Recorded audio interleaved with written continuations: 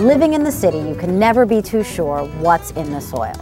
Having raised beds allows you to control what goes into the soil, into the vegetables, and into your body. I've covered this whole area with a 3-inch layer of gravel and placed the raised beds on top. I added concrete pavers to finish it off. I think the whole design fits into the urban landscape beautifully. Every fall, I fill my raised beds with fallen leaves and grass clippings from around the neighborhood and allow them to compost. Throughout the winter, I rotate my livestock from bed to bed.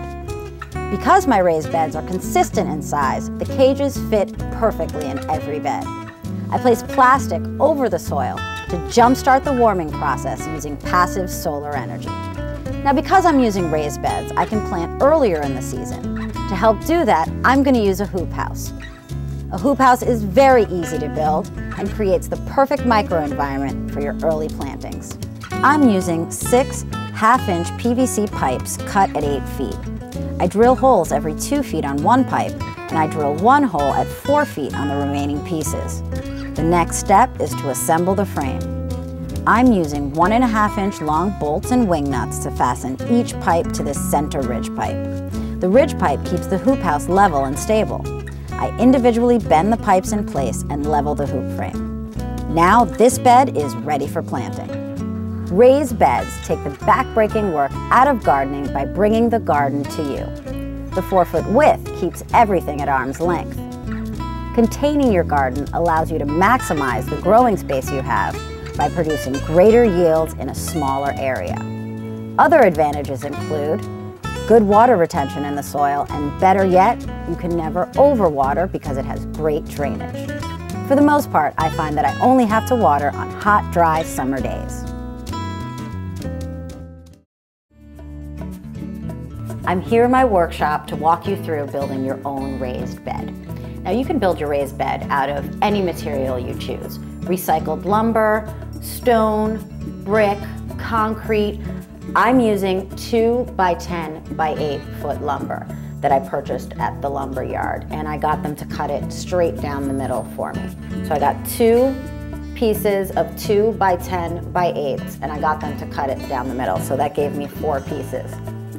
Now, I'm going to pre-drill the holes here so that it makes it a lot easier for me to assemble and prevents breakage. Before I do that, I just want to let you in on a little secret that I had no idea about when I first got into construction and landscaping and owning my own home. A 2 by 10 by 8 really isn't 2 inches by 10 inches by 8 feet. If you measure it, the thickness, it's really only 1 1/2. And if you measure the height, it's not 10 inches, it's 9 1/4 inches. Now, before I assemble my raised bed, I want to pre-drill holes in it. The reason why I want to pre-drill the holes is because it'll prevent breakage in the wood and it'll make it very, very easy to assemble.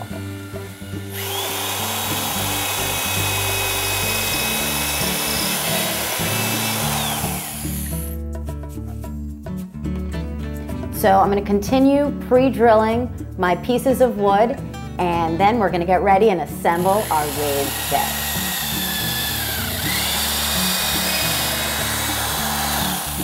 All right, now we're going to assemble our raised bed. And we're just butting them up to each other, as you can see here. And I'm going to be using exterior deck screws. Now, while I'm putting these in, I want to make sure that I'm doing it pretty slowly. Nice! Now I'm going to finish assembling the rest of my raised bed.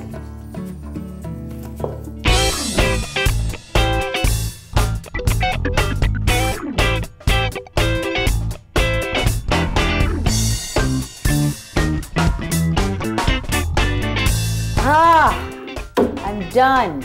This has been so gratifying that I could actually build this with my own 2 hands. So if I can do it, you can too. Now, if you just wanted it to be this tall, your raised bed, you're done. You can basically take this outside and put it out wherever you want to put it. I want to build an even higher raised bed. So I'm going to build another box exactly like this.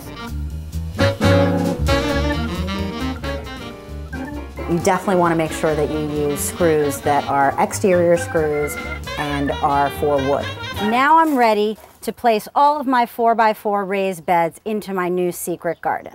Before I do that, I'm going to fasten wire onto the bottom of my 4x4 beds because I want to prevent any animals from digging and getting under, and any livestock I may place here, like my rabbits or chickens, from digging out and under. Now, before I secure the wire to the bottom of the 4x4 raised bed, I'm going to use some pieces of wood to basically help me be my second helper here and flatten the wire and hold it in place.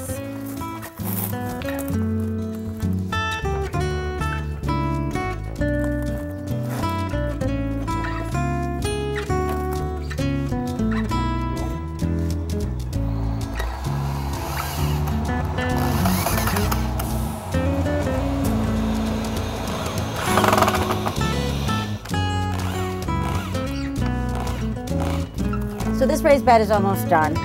I'm gonna put the rest of the wire bottoms on my 4x4 raised beds, and then I'm gonna come and place them.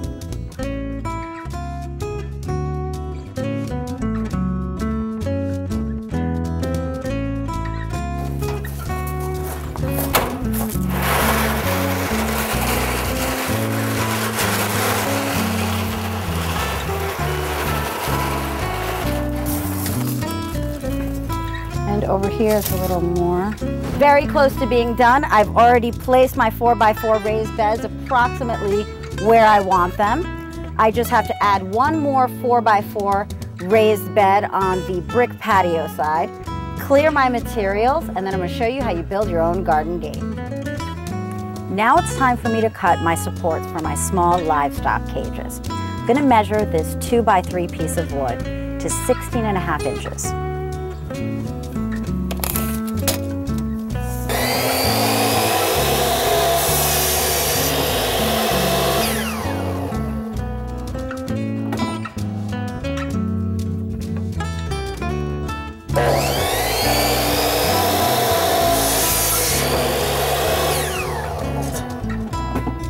The 2x3 lumber that I've cut serves a dual purpose.